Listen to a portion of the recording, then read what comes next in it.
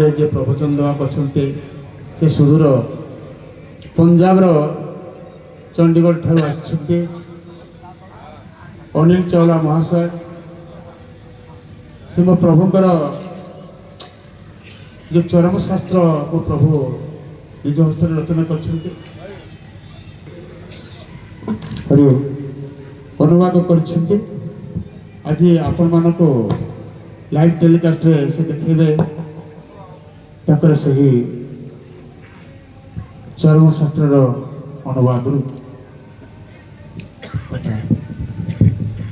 आसतु समस्ते शुणा अनिल चावला महाशय प्रभुंकर से चरम गणित पड़े कथा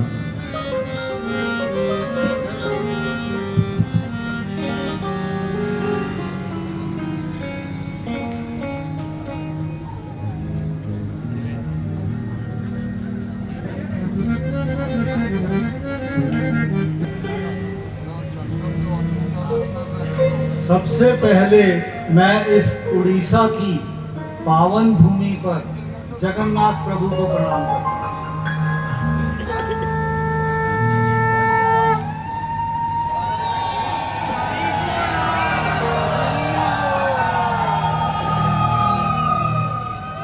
उसके बाद मैं यहाँ पर जितने गुरु भाई हैं, जो कार्यकर्ता भी रहे हैं और गुरु भाई बहनें हैं, जिनके माध्यम से ये सारा कार्य संपूर्ण हो पा रहा है, उनको मैं गुरु स्वामी प्रणाम करता हूँ।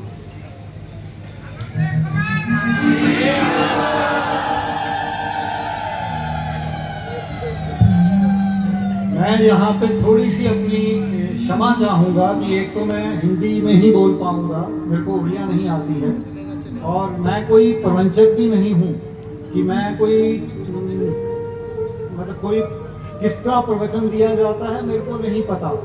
ये मैं पहली बार आप लोगों के सम्मुख आया हूँ और मेरा एक किस्म से पहला ही आप लोगों को संभाषण है, तो इसलिए मैं क्षमा चाहूँगा। अगर कोई गलती रह जाएगी तो मेरी त्रुटि मान के माफ कर देना। जो सत्य होगा उसको ग्रहण कर लेना, वो प्रभु का होगा। अब सबसे पहले प्रभु जी को तो सब जानते हैं, ठाकुर जी को, तो वो कब आए थे, कब उन्होंने शरीर त्यागा, वो सब आप लोगों को पता है। तो इसका मैं एक छोटी सी प्रभु जी के बारे में एक डॉक्यूमेंट्री पिक्चर बनाई है जो मैं आपको दिखाना चाहूँगा।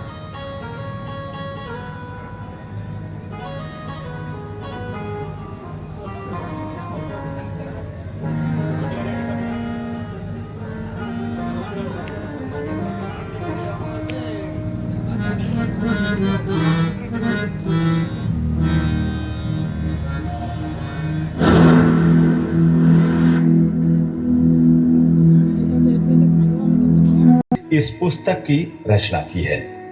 इस वृत्त चित्र का उद्देश्य ठाकुर केशव चंद्र जी के जीवन चरित्र और उनके कल्याणकारी संदेश को जन जन तक पहुंचाना है।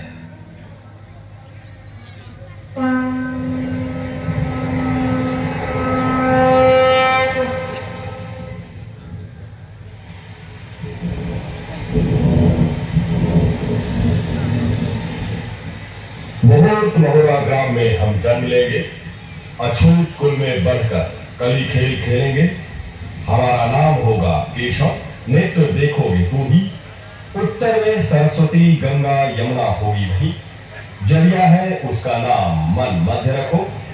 पूर्व में महात्मा विदुर की गद्दी होगी प्रत्यक्ष, पश्चिम में शुक्लेश्वर नामक लिंग है राम, दक्षिण में भद्रेश्वर है अति पवित्र धाम।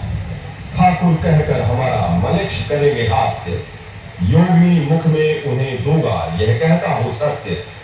माता मेरी सुकांति व पिता मेरे यदुनाथ, नंद यशोमती ये दोनों यह तो विधाता कृत।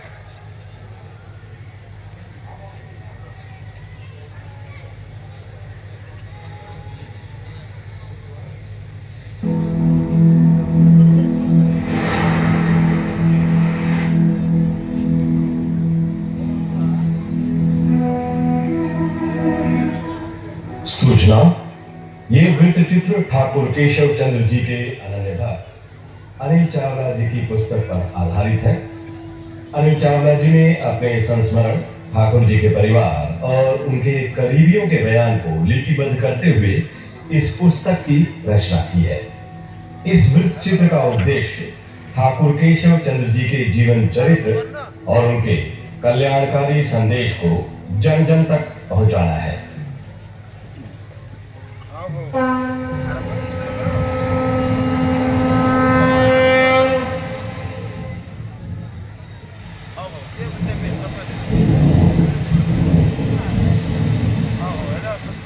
मुहूर्त महुआ ग्राम में हम जन्म लेंगे, अछूत कुल में बढ़कर कली खेल खेलेंगे। हमारा नाम होगा केशव, नेत्र देखोगे तू ही। उत्तर में सरस्वती गंगा यमुना होगी वहीं, जलिया है उसका नाम मन मध्य रखो। पूर्व में महात्मा विदुर की गद्दी होगी प्रत्यक्ष, पश्चिम में शुक्लेश्वर नामक लिंग है राम, दक्षिण में भद्रेश्वर है अति पवित्र धाम। ठाकुर कहकर हमारा मनिक्ष करेंगे हास्य, योगिनी मुख में उन्हें दूंगा यह कहता हूं सत्य। माता मेरी सुकांति व पिता मेरे यदुनाथ, नंद यशोमती ये दोनों यह तो विधाता कृत। महापुरुष अच्युतानंद जी की भविष्यवाणी 1 अक्टूबर 1955 को सृष्टि के एक शाश्वत सत्य के तौर पर स्थापित हुई। भगवान जगन्नाथ की पुण्य भूमि में प्रभु का ठीक वैसा ही अवतार हुआ जैसा त्रिकालदर्शी अच्युतानंद दास जी ने कहा था। लेकिन ये क्या, प्रभु का अवतार मांस के लोथड़े के रूप में, शिशु के अंग प्रत्यंग का कोई निश्चित आकार नहीं। अर्थ जागृत मां हैरान है कि जिस बालक को गर्भ में धारण किया उसमें शिशु के कोई लक्षण नहीं। जिस बालक के गर्भधारण के समय साक्षात भगवान जगन्नाथ किरण के तौर पर उनकी पत्नी के गर्भ में स्थापित हुए थे, वो बालक विकृत रूप में, सब किंग कर्तव्य विमूढ़, क्या करें क्या ना करें। देववाणी से सब सजग हुए। आकाशवाणी के जरिए आदेश हुआ कि शिशु को एक कच्ची टोकरी में कपड़े से ढक दिया जाए। आकाशवाणी का अक्षरशः पालन हुआ। काल की वो काली रात स्याह स्वप्न के समान समाप्त हुई। सुबह का सूरज शुभ संदेश के साथ क्षितिज पर उदित हुआ। टोकरी पर रखा कपड़ा हटाया गया। हंसता मुस्कुराता एक मासूम चेहरा धर्म की ध्वजा लिए धरा पर अवतरित हुआ। शिशु के नाजुक शरीर पर प्रभु के चारों शुभ चिन्ह, शंख, चक्र, पद्म और गदा। खबर प्रभु के कृपा की तरह जन जन तक पहुंच गई। जन समूह का सैलाब भगवान जगन्नाथ की भूमि में बसे महरा गांव पर पहुंचने लगा। ठाकुर साहब ने दर्शन दिया। दर्शनार्थियों ने दैवी चमत्कार को श्रद्धा भाव से नमस्कार किया। ठाकुर केशव चंद्र जी के जन्म के साथ चमत्कार की जो दास्तां शुरू हुई वो आजीवन आम जनों को चमत्कृत करती रही। एक ही समय पर अलग अलग जगहों पर भक्तों को दर्शन देने का वाक्या हो, या मृत गाय को जिंदा करने का वाक्या हो, या फिर हाथ से शहद की धारा का प्रवाह का मामला हो, या फिर बिना किसी दूरभाष यंत्र के सैकड़ों मील दूर मौजूद लक्ष्मी मां से बातचीत का मामला हो। ठाकुर केशव चंद्र जी के भक्तगण इस तरह के तमाम चमत्कारों के स्वयं साक्षी रहे हैं। एक मौके पर तो उन्होंने बारिश की तमाम बूंदों को अपने शरीर में समाहित कर लिया था। वाक्या उस वक्त का है जब नंद भाई और दूसरे भक्तगणों ने गांव में संकीर्तन का आयोजन किया था। सब कुछ नियत कार्यक्रम के मुताबिक चल रहा था। अचानक आसमान काले काले बादलों के घिर गए। तेज हवा के साथ बारिश की बड़ी बड़ी बूंदें। नंद भाई भागे भागे पहुंचे ठाकुर केशव चंद्र जी के पास। गुहार लगाई कि प्रभु बारिश बंद करवाओ, नहीं तो पुण्य कार्य संभव नहीं हो पाएगा। भगवान के दरबार से भक्त कभी निराश नहीं लौटते हैं। नंद भाई भी निराश नहीं लौटे। जो आसमान बवंडर और श्वेत श्याम बादलों से पटा पड़ा था वो देखते देखते स्वच्छ और सुहावना हो गया। आधी तूफान और झंझावत के थपेड़े सुखद शीतल बयार में बदल चुके थे। संकीर्तन की सुबह हुई तो लोगों ने देखा कि कुदरत की कहर को अपने शरीर में समाहित करने की वजह से खुद ठाकुर महाराज बुखार से तप रहे हैं। जब मैं प्रथम बार ठाकुर जी के पास गया, वो 2006 की बात है, आज से बहुत पुरानी बात है। तो चांस के साथ मैं प्रभु जी के पास पहुंचा, मैं उनको प्रभु जी कह रहा हूँ, उनके पास पहुंचा। तो वहाँ पर जो मैंने, उससे पहले मैं बहुत आश्रम देख चुका था, तो वहाँ का एक तो मेरे को आश्रम का परिवेश बहुत सरल और सादा नजर आया। गुरु जी को कोई भी जाके मिल सकता था, कोई रास्ते में कोई निर्धारित पद्धतियाँ नहीं थी जिनको फॉलो करके उनको मिलना है। और वहाँ उनको देखने के बाद मेरे को ये महसूस हुआ कि ये हर जगह से हटके हैं, तो इनको और जानना चाहिए और यहाँ मेरे को और आना चाहिए, जिस वजह से जो मेरे मन में आया। और मैं जब वापस आ रहा था तो अगले दिन सुबह मेरी फ्लाइट थी वापस पंचकूला की, उड़ीसा से, क्योंकि उड़ीसा में आश्रम है। तो वहाँ से जब मैं वापस आने वाला था, उससे पहले मेरे को धीरा भाई का जो सेक्रेटरी थे वहाँ के, उनका फ़ोन आता है और वो कहते हैं जावरा जी आप आना, अगली बार अकेले आए। तो मेरे को खुशी भी हुई, महसूस हुआ कि मेरी मन की इच्छा पूर्ण हो गई है और मेरे मन की भावनाएं पढ़ी गई। तो ये एक किस्म से मेरे लिए पहली बार का एक्सपीरियंस था। उसके बाद मैं आपको अगले कुछ एक अनुभव बताता हूँ जो कि अभी हाल में ही, उसके बाद तो मैं तकरीबन हर साल ठाकुर जी के पास मिलने जाता रहा हूँ, आश्रम जाता रहा हूँ, उनकी मौजूदगी में या आखिर के वर्ष में ऑलमोस्ट 5 बार मैं उनसे मिला। टोटल मैं 10-15 साल में एक ही बार जाता था। तो मैं उनके ज्ञान को लेके काफ़ी प्रभावित रहा, जो उनका चरम में ज्ञान दिया गया है। तो उसको मैंने, बिकॉज चरम सिर्फ था उड़िया में शास्त्र और उसका ज्ञान और किसी भाषा में नहीं था। हिंदी में ऑफ कोर्स प्रभु के पास है, मेरे को 2007 से मिलना शुरू हो गया, हालांकि प्रिंटिंग उसकी बहुत बाद में थी, बट मेरे पास पहले यहाँ पंचकूला में ही अपने आप आ गया, जो अपने में एक अपने अलग से ही चमत्कार था, क्योंकि मैं वहाँ देने नहीं गया था, हिंदी में था नहीं, बट मेरे पास यहाँ पर आ गया। अब उस ज्ञान को मैं पढ़ता रहा इतने साल, समझना सरल नहीं था, बट जब धीरे धीरे करके अपने जिंदगी के अनुभवों के साथ जब हम उस ज्ञान को जोड़ते हैं तब वो समझ में आता है। तो वो ज्ञान जब जैसे जैसे समझ आता गया तो मेरी इच्छा हुई कि लोगों को भी बताया जाए, तो मैंने फिर पुस्तकें लिखनी शुरू करी। ठाकुर केशव चंद्र जी के दूसरे भक्तों की भी कुछ ऐसी ही दास्तां है। उनके सारे भक्त कभी न कभी किसी न किसी रूप में ठाकुर महाराज के चमत्कार के साक्षी रहे हैं, लेकिन खुद ठाकुर केशव चंद्र जी के लिए मानव कल्याण उनका परम धर्म था। जातिगत भेदभाव और छुआछूत निवारण के लिए खुद उन्होंने शूद्र जाति में अवतार लेने का फैसला लिया, ताकि सामाजिक व्यवस्था में निचले पायदान पर खड़ी शूद्र जाति को समाज की मुख्यधारा में सम्मान के साथ स्थापित किया जा सके। कई मौकों पर उन्होंने शूद्र जाति के सम्मान के लिए समाज की रूढ़िवादी व्यवस्था को चुनौती दी और मानव के बीच के भेदभाव को ईश्वरीय व्यवस्था के खिलाफ बताया। ठाकुर जी मातृशक्ति के प्रति अतिशय विनम्र और सजग थे। उनके एक भक्त रजनीबाई के मन में नारी शक्ति के लिए कोई श्रद्धा नहीं थी। रजनीबाई की पत्नी गर्भवती हुई तो वो ठाकुर जी के पास आशीर्वाद लेने आए कि उन्हें पुत्र रत्न प्राप्त हो। लिंग परीक्षण और भ्रूण हत्या के खिलाफ आजीवन अलग जगाने वाले ठाकुर जी ने उस वक्त तथास्तु कहकर रजनीबाई को विदा कर दिया, लेकिन खुद उन्होंने प्रकृति के विधान में कोई विघ्न नहीं डाला। नियत समय पर प्यारी बालिका का जन्म हुआ। निराश हताश पिता रजनीबाई ने खुद की जिंदगी को खत्म करने का फैसला कर लिया। ठाकुर महाराज पर झूठे आशीर्वाद का आरोप लगाते हुए वो समुद्र की तलहटी में पहुंच गए, लेकिन वहां उसके जीवन रक्षक बनकर खुद ठाकुर महाराज मौजूद। रजनीबाई को ठाकुर केशव चंद्र जी की अलौकिक शक्ति और नारी की लौकिक शक्ति का एहसास हुआ और उसके बाद उन्होंने कभी भी मातृशक्ति और उसके सम्मान के खिलाफ कोई काम नहीं किया। शिक्षा और स्वच्छता को सामाजिक विकास का अनिवार्य अंग बताने वाले ठाकुर केशव चंद्र जी कुदरत के कण कण की कीमत जानते थे। भ्रमण के दौरान वो जहां कभी अन्न के दाने को गिरा देखते उसे उठाकर बर्तन में रख देते थे। बहन कमला उनकी इस हरकत पर हैरान होती थी। एक बार उसने पूछ लिया कि भाई, ये चावल के एक एक दाने को जमीन से इस तरह क्यों चुनते रहते हो?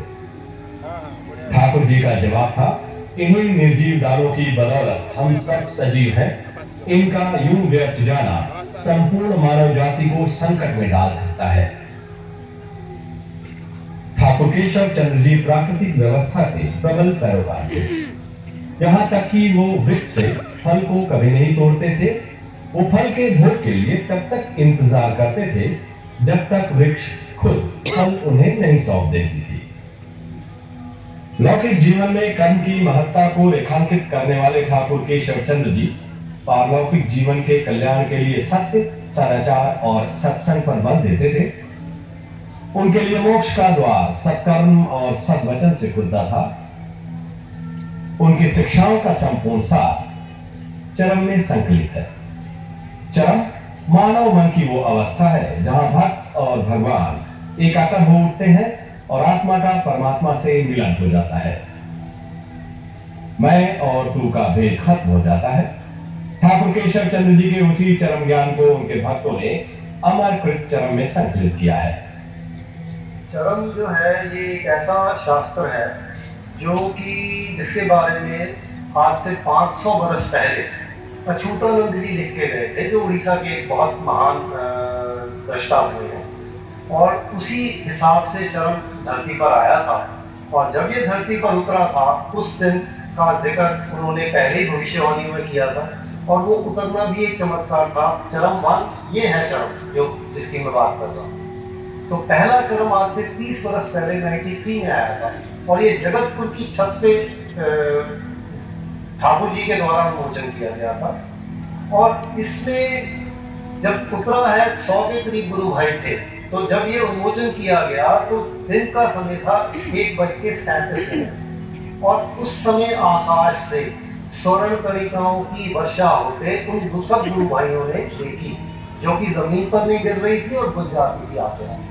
तो ये एक बहुत बड़ा चमत्कार हुआ उस समय जो इन लोगों ने महसूस किया। अब इसमें जैसे मैं कहूँगा कि ज्ञान की अगर हम बात करते हैं तो यज्ञ होते थे। यज्ञ जो होते थे वहाँ पे उड़ीसा में, जो ठाकुर जी के देख रेख में होते थे, वो बड़ा अनोखा तरीका था यज्ञ करने का। उनमें मंत्रों की आहुतियाँ दी जाती थी। जो मंत्रों की आहुतियाँ देते थे दिन में 300 से 500 मंत्र एक दिन में देते थे। और वो उससे पहली रात को ठाकुर जी अपने हाथ से लिख के देते थे और वो पहले धरती पर नहीं थे। और इन सब यज्ञों का जिक्र भी अच्युतानंद जी करके गए थे। और उन यज्ञों से किस साधु का किस युग में दिया गया वर की पूर्ति हुई, सृष्टि का क्या मंगल हुआ, उन सब की एक स्मरणिका निकलती थी जो इसमें चरम में आती थी। अब वो सारी जो चीजें हैं वो इसके माध्यम से चरम के माध्यम से हमारे सामने आई और वो एक बहुत अनोखी चीज थी। और उसके बाद और अनोखी चीज थी जो चरम के माध्यम से हमारे सामने आई। इतने धर्म गुरु आए उसी एक सृष्टा से, वो अलग अलग मार्गों से आए। उस समय धरती पर जो ज्ञान चाहिए था वो ज्ञान बांटने के लिए वो आए, जो वो बांट के चले थे। और उन्होंने अपने ही ज्ञान को सर्वश्रेष्ठ बताया, जो आज हम अलग अलग संप्रदायों के रूप में देख रहे हैं। बट धर्म एक ही है, आए सभी एक पिता से, एक प्रभु की संतान। और इसी चीज को लेके जितने भी फंक्शन होते थे वहां पे इनको बोला जाता था कि ये ज्योति मंडल कहा जाता है, जो एनलाइटेंड सोल्स है, या कैवल्य मंडल कहा जाता है। वहां पे एक कैवल्य मंडल बना के उनकी सबकी इकट्ठे पूजा की जाती थी। जो जितने यज्ञ हुए, जितने फंक्शन हुए, उन सब पे हमने अपनी आंखों से देखी। जैसे सूर्य एक है, उसकी किरणें अनेक हैं, इसी तरह चरम कॉन्शियसनेस शक्ति वो एक ही है। उस शक्ति के हम सब अंश हैं। अपने ज्ञान और ध्यान के चरम पर पहुंच जाने के बाद ठाकुर केशव चंद्र जी ने इस नश्वर संसार से प्रस्थान करने का मन बना लिया। उन्होंने इशारों में भक्तों को अपने प्रस्थान की पूर्व जानकारी भी दी। वाक्या साल 1989 में उस वक्त हुआ था जब वो हरिहरनंद भाई के घर पर सत्संग कर रहे थे। नश्वर शरीर के त्याग की तारीख की बात उठी तो ठाकुर महाराज ने साल 2016 की तारीख तय कर दी। भक्तों को लगा कि वो इस साल कलयुग के खत्म होने की भविष्यवाणी कर रहे हैं।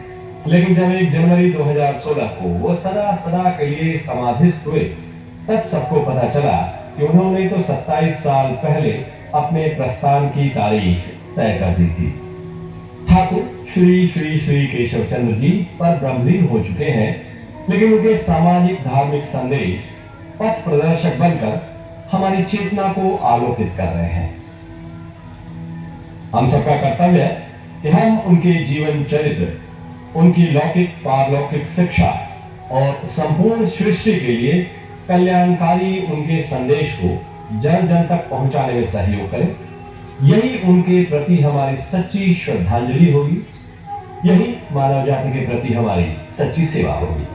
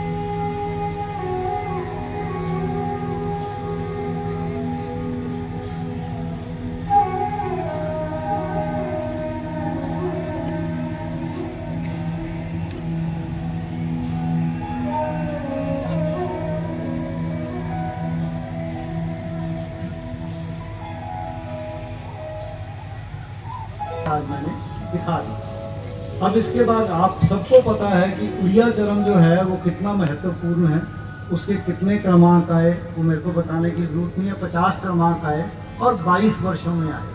अब उसी ज्ञान को लेके प्रभु जी के हमने आज तक 15 पुस्तकें हिंदी अंग्रेजी में लिखी हैं, जो कि मैं आपके सम्मुख थोड़ा थोड़ा करके लाऊंगा ताकि आप लोगों को पता लगे कि उनमें क्या है। सबसे पहले मैं प्रभु जी की एक वाणी को दोहराऊंगा। अज्ञता अज्ञानता जो है वो हमें ध्वंस की ओर खींच लेती है और ज्ञान ही सबसे बड़ा चिकित्सक है। ये प्रभु जी की वाणी है। अब हम सब जानते हैं कि अगर हम शिक्षित नहीं होते, हम अपने आप को पढ़ाई नहीं करते, तो संसार में हम क्या कर पाते हैं, किस प्रकार रहते हैं, और शिक्षित होने के बाद हम किस स्तर तक ऊपर उठ सकते हैं, ये हम सब जानते हैं। ये मेरे को बताने की जरूरत नहीं है। तो बट एक चीज जो हम गुरु ज्ञान के माध्यम से जान पाए हैं कि वैश्विक भाव जो हैं वो आध्यात्मिक भाव से नेत्र होते हैं। ये हमें प्रभु जी के माध्यम से पता लगा। तो इसी कारण हम जाने अनजाने सत्संग में खिंचे चले आते हैं। कुछ जानते हुए आते हैं, कुछ अनजाने आते हैं, बिकॉज यहाँ आके शांति मिलती है, सुख मिलता है। ये सब आप लोग महसूस करते हैं।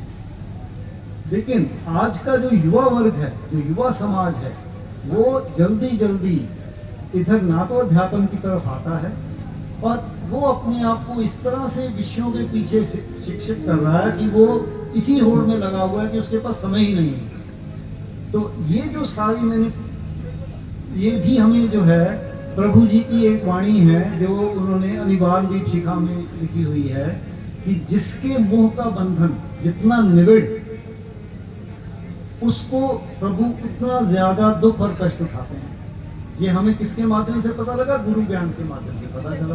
बट बच्चों को तो वो पता नहीं है। हम कब महसूस करते हैं, वो कब इस तरफ अध्यात्म की तरफ आएंगे, जब उनको बहुत ज्यादा दुख कष्ट आएंगे तो वो अध्यात्म की तरफ आते हैं, अदरवाइज वो नहीं आते जल्दी। तो अब आज का हमारा क्या दायित्व है जो हम सब हैं यहाँ पर?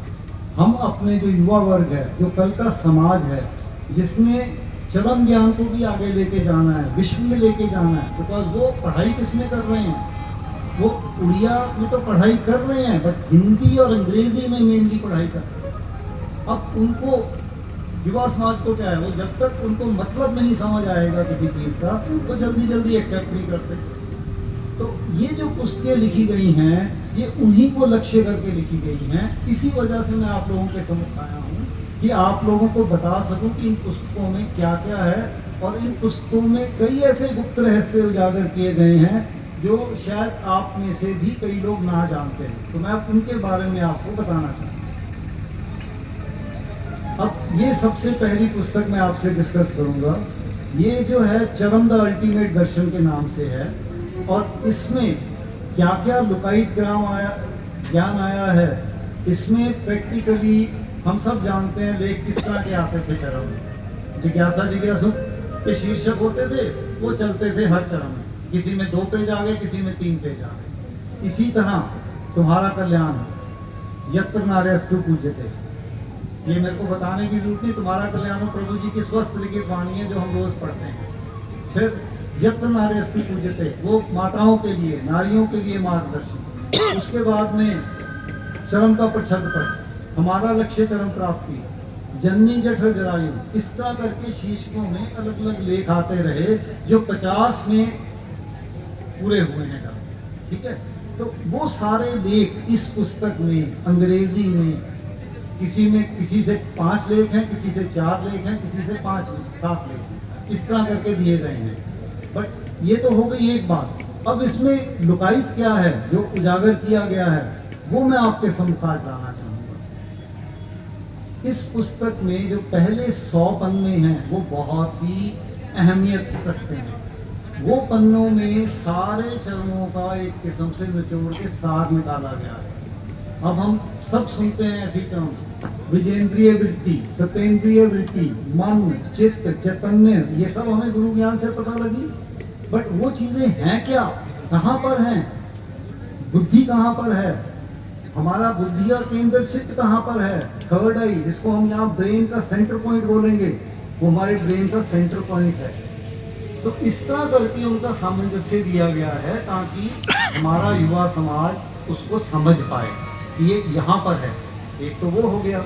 उसके बाद चरम के जो गुप्त रहस्य मैंने आपको बताए, आप सब जानते हैं कि प्रभु जी जाते थे निर्विकल्प समाधि में। सॉरी, मैं माफ़ी चाहूँगा, निर्विकल्प समाधि को बोलना गलत हो गया।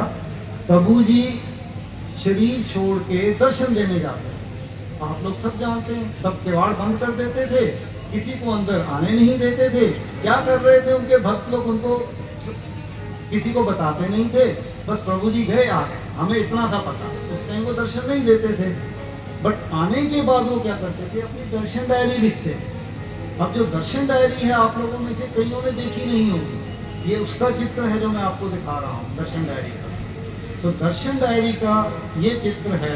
अब इस चित्र में, ये तो चित्र हो गया, बट इसको समझना बहुत ही मुश्किल है। इसको कैसे हम कैसे समझेंगे? ये तो साधना स्तर की बातें हैं। इसमें 1 से लेके 8 तक गिनती लिखी हुई है, ऊपर गिनती नहीं है।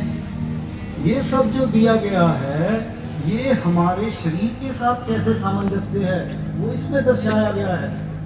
हम जानते हैं कि हमारे शरीर में 7 चक्र हैं, ठीक है ना, हमें पता है। मूलाधार से शुरू करके सहस्रार तक 7 चक्कर अपने बन जाते हैं, ठीक है।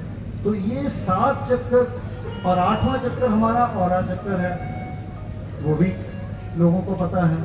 तो ये तो चक्रों की बातें हैं। और इसके बारे में सामंजस्य कहाँ पे आता है? प्रभु जी ने बारीपदा में क्या कहा था, हम मीठा खाए हैं, हम उसका सदुपयोग दे सकते हैं। आप लोग मीठा खाते हो, आप जानते नहीं। अब इसका प्रैक्टिकल प्रूफ क्या है? हम कौन सा मीठा खाते हैं हमें नहीं पता है। हम रोज रात को इन सब स्तरों से गुजरते हैं। ये हमारी रात की निद्रा का पैटर्न है। हमारा 1.5 घंटे का साइकिल होता है रात को सोने का, 1.5 से 2 घंटे का। उसके बीच में जो सेंट्रल 45 मिनट का है, उसके बीच का सेंट्रल 45 मिनट, वो हमारी सभी कल्प समाधि की अवस्था होती है, जिसको हम कॉन्शियस स्टेट बोल देते हैं। उसके बाद 30 मिनट का साइकिल जो है वो निर्विकल्प समाधि का है। और प्रभु जी ने यहाँ तक कह दिया, निर्विकल्प समाधि के 64 स्तरों में से शेष 18 से 22 स्तर मूर्छित अवस्था। वो शेष 18 से 22 स्तर कोई भी नहीं बता सकता। बट 64 स्तर तो हैं। वो कैवल्य निर्विकल्प समाधि के कब आते हैं? जब हम रात को 30 मिनट की गहरी नींद में होते हैं और उसके अंदर जाके 10 मिनट की स्लीप होती है हमारी, जिसमें हम कहते हैं कि बंदे को हिला भी लो तो पता नहीं लगता। हम रोज इसमें से गुजरते हैं। इसका सामंजस्य इसमें दिखाया गया है। ये जो चित्र आपके सामने नजर आ रहा है, ये वो है। इसके बाद यही शरीर में चक्र दिखाए गए हैं, लोक दिखाए गए हैं, उनका सामंजस्य भी इस पुस्तक में शुरू में उजागर कर दिया गया है, जो अंग्रेजी में है। फिर इसके बाद दर्शन डायरी की एक्सप्लेनेशन कर दी है उसी हिसाब से। ये 42 स्तर नीचे हमने लिख दिए यहाँ पे, वो प्रभु जी की दर्शन डायरी है ये। उसके बाद 8वां चक्र का कर दिया, उसके बाद 9 ऊपर कर ले तो वो मूर्छित अवस्था के आ गए। इस पे एक्सप्लेनेशन है इसमें, जो और कहीं नहीं मिलेगी, चरम में नहीं मिलेगी, वो भी इसमें है। फिर ये चित्र हमने देखे हैं, ये 48, 49, 50 चरम में आए थे। इनमें क्या है? इनमें भी वही स्तर हैं। सबसे पीछे वाला स्तर है वो 10वां स्तर है, जहां लिखा हुआ है आदि पुरुष अव्यक्त। उसके बाद 9वां स्तर है आदि अनादि अव्यक्त। उसके नीचे तक 8 स्तर है, जहां से माया ने घेरा हुआ है। वो जो गुंजल सी बना रखी है वो माया की गुंजल है। तो वो क्या लिखा हुआ था प्रभु ने? प्रभु ने क्या कहा? माया ने हमें नहीं, हमने माया को पकड़ा हुआ है। तो प्रभु तो पिछले 10 स्तर पे हैं। फिर ये 10 स्तर जो हैं, हमारे चरम भी कैसे आए हैं, उनका प्रकाशन भी उसी तरह हुआ है। प्रकाशन कैसे हुआ है? प्रथम पुष्प प्रथम पंखुड़ी, द्वितीय पुष्प द्वितीय पंखुड़ी, इस तरह करके हुआ है। सो पहले पुष्प की 3 पंखुड़ियां हैं, द्वितीय पुष्प की 4 पंखुड़ियां हैं, उसके बाद तृतीय पुष्प से लेके 9वें पुष्प तक 6 पंखुड़ियां हैं, और 10वें पुष्प की कोई पंखुड़ी नहीं है। उनका सामंजस्य इसमें दिखाया गया है। वो क्यों है, कैसे हैं, वो दिखाया गया है। ये तो पढ़ने से ही पता लगेगा। उसको मैं, क्योंकि मेरे पास समय बहुत ज़्यादा नहीं दिया गया है, तो उस पर मैं अभी चर्चा नहीं कर पाऊंगा। तो ये इस पिक्चरों से हमें नजर आते हैं। अब इसके बाद अगली पुस्तक पे आते हैं हम। और जैसे मैंने कहा, ये पुस्तकें मैंने लिखी है युवा समाज के लिए, बट आप लोग इसके बारे में जागरूक होंगे। जैसे हमने शुरू में यहाँ पे सत्संग क्या किया, जागो रे भाई जागो रे।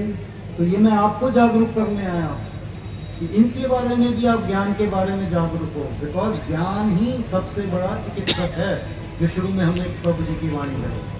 अब केशवामृत पे आ जाते हैं। केशवामृत में क्या है? प्रभु जी की संपूर्ण जीवनी है।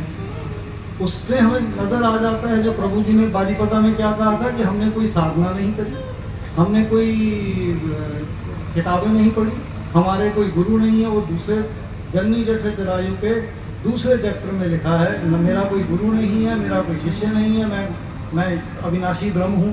एक पैरा दे रखा है, प्रभु ने अपना डिस्क्रिप्शन दे रखा है उसमें। वो कौन है, कहाँ से आए, वो पहले चैप्टर में है, जन्मी जठर। तो एनीवे, ये जो केशवामृत है, इसमें प्रभु के साथ जो ये सब भाई लोग थे, मीरा भाई हो गया, आनंद भाई हो गया, बाबली भाई हो गया, गुरु जी थे, इन लोगों से एकत्रित करके उनके एक्सपीरियंसेस लिखे हैं। जैसे आज गुरु जी तो नहीं हैं, विजय सर नहीं हैं, वृंदावन सर भी आज इतने एजेड हो गए हैं कि वो भी ठीक से बात नहीं कर पाते हैं। तो उन सब की जो एक्सपीरियंसेस हैं, इसमें आप लोगों को मिलेंगे। ये तो एक चीज हो गई। अब इसके अलावा क्या मिलेगा? आप सबने सुना था कि प्रभु जी को गुरु गद्दी पे कब बिठाया? 78 में, 1955 में बर्थ था, जब 22 साल की उम्र पे। क्यों बिठाया गया? क्योंकि आप सब जानते हैं उस समय क्या हो रहा था। किसी रामदास की चिट्ठियां आती थी। रामदास की चिट्ठियों के बाद हमने ये सुना हुआ कि मास टू मास उनके शरीर पे चिन्ह निकल रहे थे। तो प्लस उसमें लिखा होता था सब चिट्ठियों में कि ये खुद साक्षात परम ब्रह्म है, इनको गुरु जानो, इनको प्रणाम करो, इनको ये करो, तभी वो साष्टांग विधि आई। ये सब उस समय की बातें हैं, 1978 से पहले की, 76 और 78 की बातें हैं, काफ़ी पुरानी बातें हो गई। तो रामदास की चिट्ठियाँ मैं नहीं समझता लोगों ने देखी होंगी। ये है रामदास की चिट्ठी जो इस पुस्तक में उजागर की गई है। और एक नहीं, इस पुस्तक में कम से कम 5-7 चिट्ठियां दी गई हैं। 8-10 चिट्ठियों का निचोड़ निकाल के दे दिया गया है इस पुस्तक में, केशवामृत में। उसके साथ उसमें लिखा होता था कहाँ चिन्ह उभरेगा। फिर प्रभु के शरीर पे चिन्ह तो किसी ने देखे नहीं, बहुत कम लोगों ने देखे हैं। ये उसका चित्र बनाया है, शरीर पे चिन्ह कहाँ कहाँ है प्रभु के, कहाँ कहाँ। ये हो गया केशवामृत में। अब इसके बाद पुस्तक आ जाती है अनिवार्य दीपिका। इसमें प्रभु जी के साथ संपूर्ण जिज्ञासु के जितने प्रश्न उत्तर हैं, हो सकता है कुछ रह गए हों, बट सारों चरणों से लिए गए हैं। इसके बाद इसमें 10 मोदक के प्रश्न उत्तर हैं, बारीपदा सम्मेलनी के प्रश्न उत्तर हैं।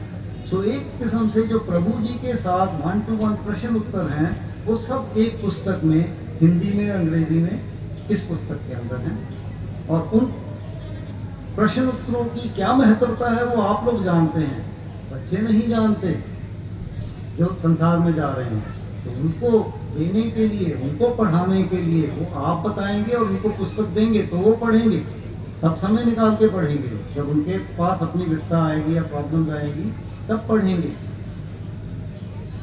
इसके बाद ये 2 पुस्तकें हैं, ये तुम्हारा कल्याण हो। तुम्हारा कल्याण हो कितने आए हैं? 50 तुम्हारा कल्याण हो आए हैं, और ये 50 के 50 इस पुस्तक में है। और हम सब जानते हैं 27 तक तो बड़े सरल लगते हैं, उसके बाद में पद्याकार में, पोइटिक फॉर्म में शुरू हो जाते हैं, वो थोड़े मुश्किल लगते हैं। बट मैं ये कहूँगा कि वो जो बाद वाले हैं वो उससे पहले वालों से भी ज़्यादा सुंदर हैं। उसमें क्या आ रखा है? उसमें 5 तत्व के बारे में आ रखा है। वायु हमारे शरीर में क्या काम करती है, जल क्या काम करता है। वायु 5 प्रकार से काम करती है, उसको एक ब्रेकअप करके दिया गया है। जल कैसे काम करता है, उसको ब्रेकअप किया गया, 5 प्रकार से जल काम करता है। वो सारे इसमें दे रखे हैं दोनों पुस्तकों में। वो अगर आगे चलेंगे तो आप उसी में से पढ़ सकते हो या इनमें से पढ़ सकते हो। और इन पुस्तकों में एक खासियत है कि मैंने सबको जहाँ इम्पोर्टेंट लगा मेरे को उसको हाईलाइट कर दिया या उसको अंडरलाइन कर दिया, ताकि उस पर हमारी नज़र टिके और हम उसके बारे में सोचें। इसलिए किया है इन पुस्तकों में। इसके बाद ये पुस्तक भी बहुत सुंदर है दोनों। ये हैं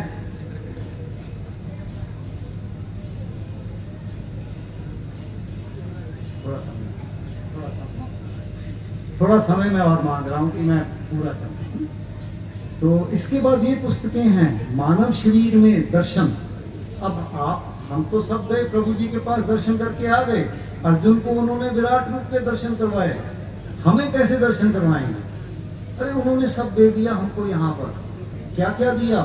चरम का प्रच्छदपट में 8 लेख हैं टोटल 50 में। 50 चरम में सिर्फ 8 लेख आए हैं, वो सारे 8 लेख इसमें हैं। हमारा लक्ष्य चरम प्राप्ति में 14 लेख हैं टोटल, वो 14 के 14 लेख इसमें हैं। इन 2 के माध्यम से हम दर्शन कर सकते हैं। और वो रास्ता क्या है? वो रास्ता है ये जो प्रभु जी के शुरू में विग्रह के नीचे, हर के नीचे लिखा हुआ है, मूलाधार करंधार, स्वादिष्ठान स्वाधीन, मणिपुर पुरोहित, अनाहत प्रवीण, विशुद्ध में शुद्धचित, आज्ञा चक्र अनुज्ञा, सहस्रार सारे, ब्रह्म रंध्र की प्रज्ञा। हम पढ़ते हैं इनको, ये चक्रों की बात हो रही है। ब्रह्म रंध्र की प्रज्ञा, मतलब ब्रह्म रंध्र क्या है? वो चरम का अल्टीमेट प्रश्न में बताया हुआ है। यहाँ आज्ञा चक्र से लेके सहस्रार तक ये ब्रह्म रंध्र है। उसके बाद यहाँ से लेके ब्रह्म स्तंभ तक वो सूक्ष्म ब्रह्म रंध्र है। उसी के माध्यम से आत्मा आती है। जो मैंने सूर्य की किरण की बात करी अपने वीडियो में, उसी तरह हम सब बंधे हुए हैं वहाँ से। उसी तरह हमारी आत्मा भी आई, जो आगे जननी जठराजु में पता लगती है। तो ये इसके माध्यम से हमें नजर आती है चीजें। अब इनसे क्या होगा? अगर हमारे चक्र खुल जाएंगे, हम अपने आप को ठीक कर लेते हैं, तो क्या होगा? हमारे में ऑटोमेटिकली दैविक गुण आ जाए। हम किसी का अनिष्ट नहीं करेंगे, हम सबको भाई समझेंगे, अपने स्वार्थ पर नहीं रहेंगे। ये सब चीजें आ जाएंगी। तो जब दैविक गुणों के खिलने से क्या हो गया? उससे क्या होगा? फिर भागवत की वाणी सत्य हो गई। मनुष्य शरीर में दिव्य ज्ञान, देख संतुष्ट भगवान। और प्रभु जी खुश हो जाएंगे कि मेरे आने का मकसद पूरा हो गया। ये मकसद है उनका आने का, हम लोगों को मानव बनाने के लिए। जो उन्होंने बारीपदा सम्मेलनी में कहा था कि आप मानव नहीं हो, उन्होंने मानवों को 5 भागों में विभाजित किया था, वो आप लोग जानते हैं। वो सब अनिवार्य दीपशिखा में बालीपदा सम्मेलनी के क्वेश्चन आंसर में आ रहा है। कौन कौन है? नर, लोक, मानव, पुरुष और अतिमान, तो एक्सप्लेन है उसमें। तो ये वही कुछ है। उसके बाद अब एक जो सबसे खूबसूरत है, जो अभी निकली है, अभी 3 दिन पहले प्रिंट होके आई है मेरे पास, वो है जननी जठर जरायु। ये भी हिंदी में आ गई है, आज आपको स्टॉल पे नजर आ जाएगी, मैं लेके आया हूँ आज साथ में। हिंदी में तो आ गई है। ये पुस्तक ऐसी खूबसूरत है, हम सोच भी नहीं सकते किस प्रकार। हम आत्मा की बात नहीं जानते, आत्मा 12 आवरण लेके आती है। किस प्रकार पिंड पुरुष मंडल में आत्मा का गठन होता है, आत्मा किस प्रकार, प्राण किस प्रकार जीवन सत्ता को कोश में परिणत कर, आत्मा के स्वरूप में सूक्ष्म रूप धारण कर, मोहाछन होकर देवी शक्तियों के द्वारा कर्मयोग के ग्रहित फलानुसार मातृ गर्भ में आते हैं। ये सारी वर्णना है। किस तरह हमें ऐश्वर्य मिलते हैं, 12 तरह के ऐश्वर्य हैं, वो कौन कौन से हैं, कैसे मिलेंगे। नाद गर्दन कोश, कोशों की बात है, इसमें 42 कोशों की चर्चा है 64 में से, बाकी की चर्चा नहीं है। वो क्यों नहीं है वो भी एक्सप्लेन किया गया है इस पुस्तक में। तो ये भी पुस्तक बहुत सुंदर है। पहले 5 चैप्टर जो हैं, इसको 4 भागों में बांटा है पुस्तक। पहले 4 चैप्टर्स में, 5 चैप्टर्स में सिर्फ प्रभु जी कहाँ से आए, क्या करने आए, भागवत तत्वों की अनुभूति, ये सब पहले 5 चैप्टर में। उसके बाद 6 से लेके 40 चैप्टर तक टोटल 42 कोशों की वर्णना है, और वो बड़ी सरल है, कोई ऐसी मुश्किल नहीं है, आप पढ़ सकते हैं। और जो हिंदी की मैंने पुस्तक बनाई है, उसमें हर चैप्टर के शुरू में जो इम्पोर्टेंट पॉइंट है, उसके अंदर क्या है, उसका सार बना के लिख दिया गया है। वहाँ पुस्तक पढ़ी है, आप लोग देख सकेंगे। ये भी हिंदी की आई है, इंग्लिश में भी 6 महीने लगे, तो ये भी पुस्तक आ गई है। अब ये सब तो पुस्तकों की मैंने चर्चा कर दी। अब आप लोग जो यहाँ पे आज आए हुए हैं, एकत्रित हुए हैं, यहाँ पे यज्ञ चल रहा है। इस यज्ञ का महात्म्य आपको विपिन बिहारी साहब बैठे थे, उन्होंने आप लोगों को, गुरु भाई ने आप लोगों को बताया। बट इसकी कुछ ना इम्पोर्टेंट पॉइंट आप लोगों के सम्मुख आना चाहूँगा, जो शायद उनसे रह गए हैं या मेरे को नहीं पता, उन्होंने बताया, क्योंकि मैं पूरा नहीं जानता, बट सिर्फ कुछ तो मैंने सुना। तो ये जो इसका महात्म्य क्या है, ये पहली बार यज्ञ कब हुआ, एकाक्षर उजागर कब हुआ? 3 मई 2001 समहासिमा में प्रभु जी ने एकाक्षर ब्रह्म यज्ञ किया था। आदि अनादि एकाक्षर ब्रह्म यज्ञ, तब एक स्मरणिका निकली थी। वो स्मरणिका हिंदी में भी मेरे पास है, और वो हिंदी की स्मरणिका में उसका भी उल्लेख है उस स्मरणिका का। अब उसके बाद आज कितने साल हो गए? 23 साल। 23 साल के बाद वो यज्ञ फिर आप लोग कर रहे हैं, और ये यज्ञ मैं कहूँगा इतना महत्वपूर्ण है, तो मैं अभी आपको उसका थोड़ा सा बता देता हूँ। ये किस लिए महत्वपूर्ण है? ये है जिसको हम अणक्षर बोलते हैं, अणाक्षर भी बोलते हैं, एकाक्षर भी बोलते हैं। ये उसका चित्र है जो आपने भी यहाँ पे अपने उसमें दिया। ये एक किस्म से यंत्र है। इसमें क्या कुछ है? इसमें आदि अनादि के बारे में, उसके धाम के बारे में, ज्ञान कहाँ से आया, वो सब स्मरणिका के माध्यम से आपको पता लगा होगा। ये सब इसके माध्यम से हुआ, और इसके माध्यम से ही मैंने ये कल्पों का निर्माण जो हुआ अपनी सृष्टि का, ये कल्पों का चित्र यहीं से निकला है। आप पढ़ेंगे तो आपको शुरू में नजर आ जाएगा, एक इस स्मरणिका से, एक 2 और स्मरणिका में से, फिर 3 स्मरणिका से निकल के वो जो कल्पों का चित्र यहाँ लगा रखा है, ये मेरे स्टॉल पे है, वो यहीं से निकला। और ये बकायदा चरम द अल्टीमेट दर्शन में भी ये चित्र दे रखा है। चित्र से हमें समझने में आसानी हो जाती है। तो ये बहुत इंपॉर्टेंट यज्ञ आप लोगों ने किया, और ये किस तरह, किस युग में, किस साधु ने तपस्या करके इस यंत्र को देखा, वो प्रॉब्ली आपको स्मरणिका में इन्होंने बताया होगा। जब वो बता दिया तो इसके दर्शन कितने दुर्लभ हैं आप समझ सकते हैं। ठीक, अब इसके दर्शन अछूतानंद ने भी किए थे, उसका मैं प्रूफ आपके पास देता हूँ। अछूतानंद की यहाँ पर गुराए आश्रम करके आश्रम है भुवनेश्वर के पास में, शायद आप लोग जानते होंगे। ये उसकी वेबसाइट है, ये उसकी वेबसाइट का पहले पन्ने का चित्र है। उसके ऊपर आप देख रहे हो ये छोटा, ये उसी तरह का जो हमारा एक अक्षर का है, इवन अच्युतानंद ने उसमें से आधे का दर्शन किया, पूरे का नहीं।